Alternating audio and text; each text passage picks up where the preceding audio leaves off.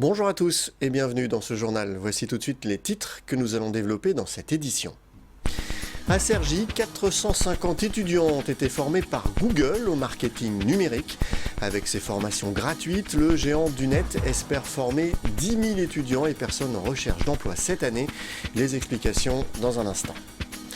Nous avons testé pour vous un coiffeur vintage à Pontoise. Depuis 6 mois, le Old School Barbershop vous coiffe et vous taille la barbe dans une ambiance 60s.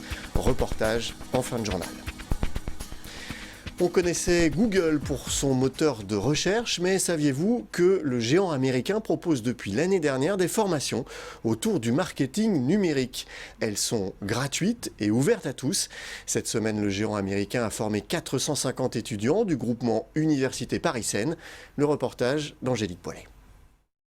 Cet amphithéâtre de l'université de Cergy-Pontoise est bien rempli en cette période de vacances scolaires.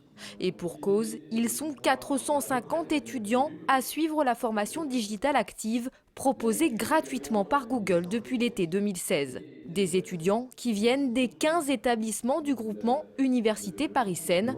Objectif du géant américain, leur donner les bases des pratiques du marketing sur Internet. Selon Pôle emploi, on voit qu'il y a un vrai dynamisme des métiers du numérique puisqu'ils recrutent 4 fois plus que le secteur traditionnel. Et paradoxalement, les entreprises qui recrutent dans les métiers du numérique ont beaucoup de mal à trouver les bons profils puisque 42% d'entre eux disent avoir du mal, ce qui est largement au-dessus de la norme. Aujourd'hui, c'est extrêmement important pour les employeurs, quand ils recrutent des personnes, ils s'attendent à ce que les jeunes parlent cette langue. Et donc c'est vraiment le rôle de cette formation de 2 jours et demi, c'est de leur apporter ce vernis digital qui va faciliter leur insertion professionnelle par la suite. Au programme, construire un site internet, analyser son audience ou encore savoir faire de la publicité en ligne. La formation n'est pas uniquement centrée sur les outils du géant américain. Des représentants de grandes entreprises comme L'Oréal interviennent également. Les étudiants présents y ont vu une opportunité d'élargir leurs compétences. On est dans l'ère du digital, comme disait monsieur tout à l'heure, et je pense que c'est important de savoir comment ça fonctionne en fait sur le marché et anticiper ce qu'on peut apprendre en fait. Et moi, en fait, vu que je suis en études de marketing plutôt digital, c'était totalement en accord avec mon profil. Et au niveau des recherches de stage, c'était quelque chose qui était plutôt demandé d'avoir des notions de Google, tout ce qui était programme Google, d'analyse ou même de marketing. Comme je suis dans l'associatif, de temps en temps on me demande de faire des petites choses en rapport avec la communication pour attirer les gens à nos événements.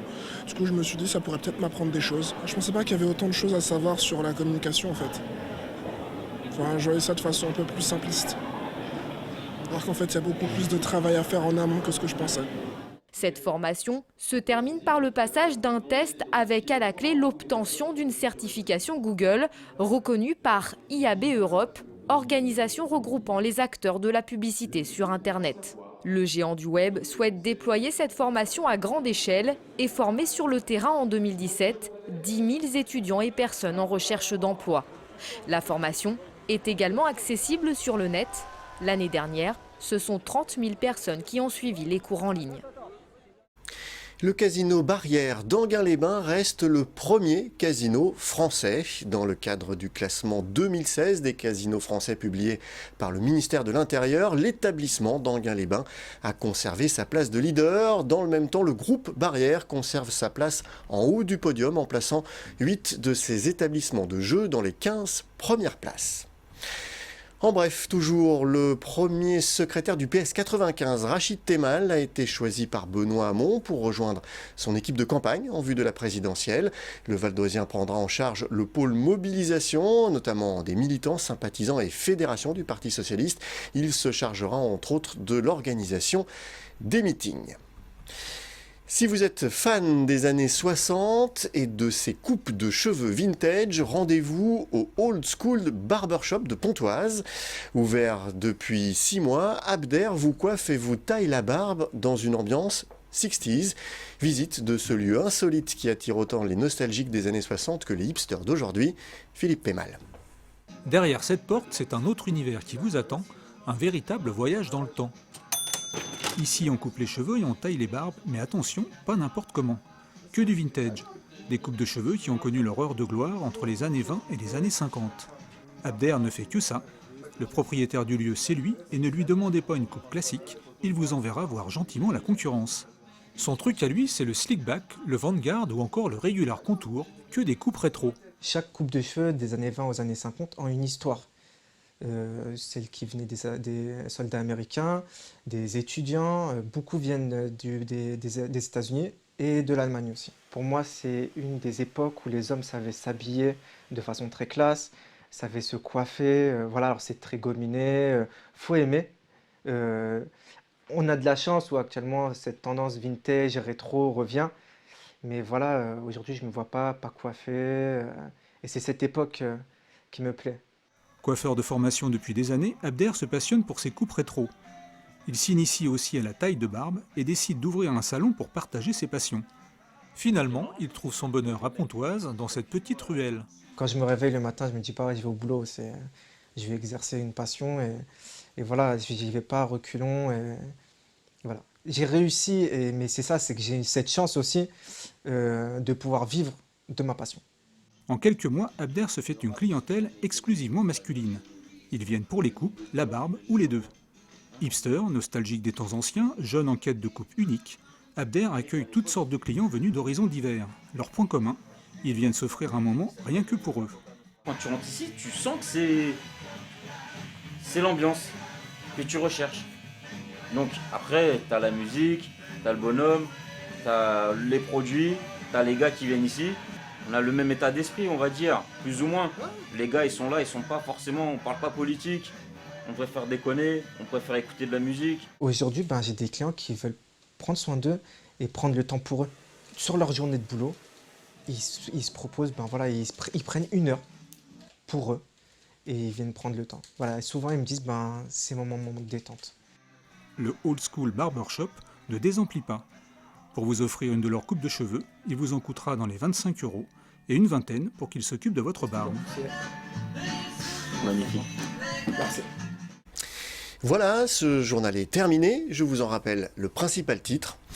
À Cergy, 450 étudiants ont été formés par Google au marketing numérique. Avec ces formations gratuites, le géant du net espère former 10 000 étudiants et personnes en recherche d'emploi en 2017. Merci d'avoir suivi ce journal. N'oubliez pas que l'info continue sur notre site veonews.fr. À demain.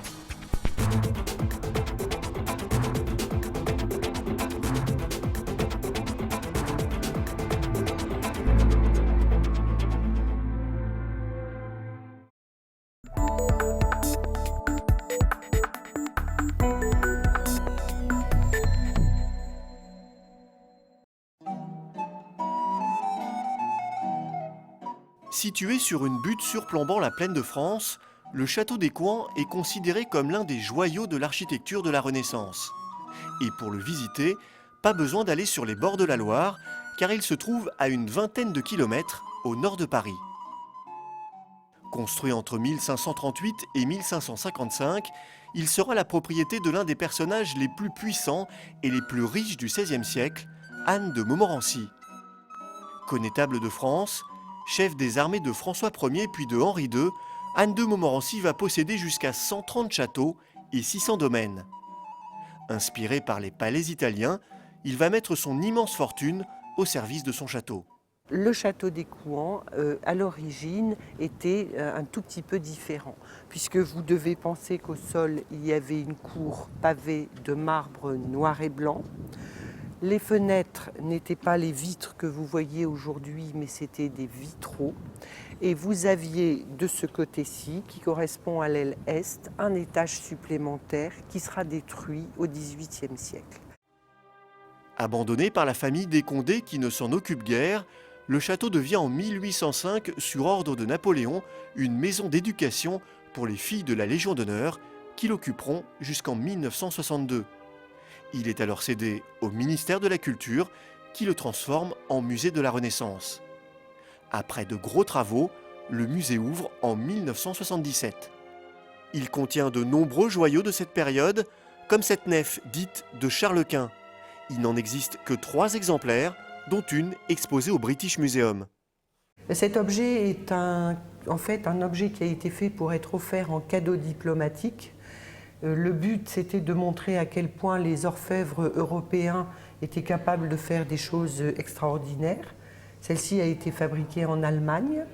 C'est une nef dont les personnages sont en fait des automates.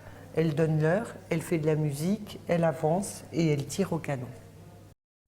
Seul musée entièrement consacré à la Renaissance, le château des Couans rassemble des collections d'objets qui permettent de retracer l'histoire de l'art pendant cette période exceptionnelle. Tous les domaines artistiques de cette époque y sont représentés. On y trouve du mobilier, de la faïence, des pièces d'orfèvrerie, des tapisseries, le tout dans un état de conservation remarquable. On est ici devant la fameuse Daphné, qui est, vous le savez, un petit peu la mascotte du château des Couans. Cette Daphné est en argent, doré, et vous remarquez que vous avez au-dessus des branches de corail. Le musée recèle d'autres trésors exceptionnels de la Renaissance. Plus d'une trentaine de salles d'exposition vous attendent. Un lieu de balade idéal pour découvrir toutes les richesses de l'une des périodes les plus créatrices de notre histoire, la Renaissance.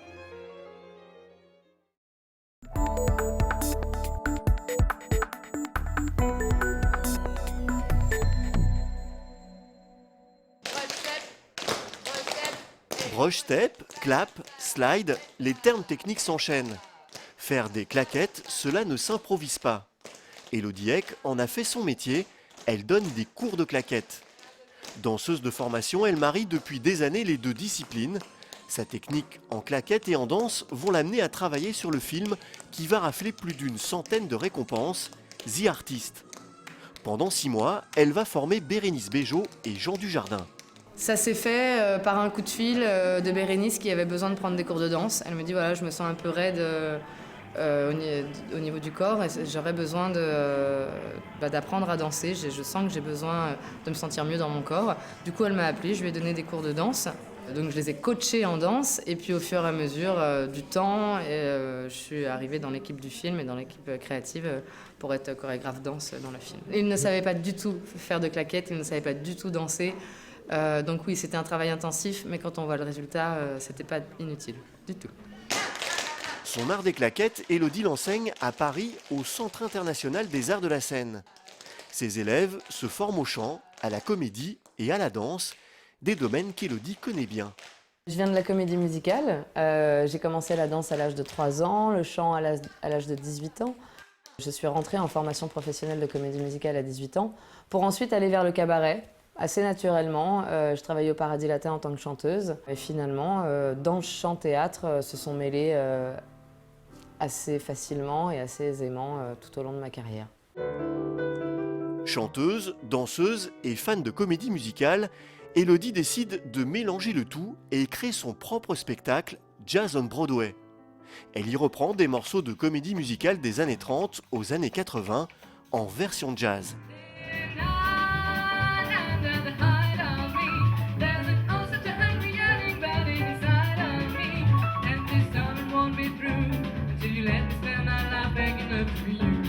Je sais que les gens apprécient et ressortent du concert toujours en me complimentant, en me disant « Oh, merci de nous avoir fait redécouvrir ces jolies chansons qu'on écoutait il y a bien longtemps. » L'avenir d'Élodie se présente sous les meilleurs auspices. Elle continue à mener de front ses activités de professeure, de danseuse et de chanteuse. Elle souhaite également développer ses talents de chorégraphe. Une amoureuse des arts de la scène qui donne tout son sens au mot artiste.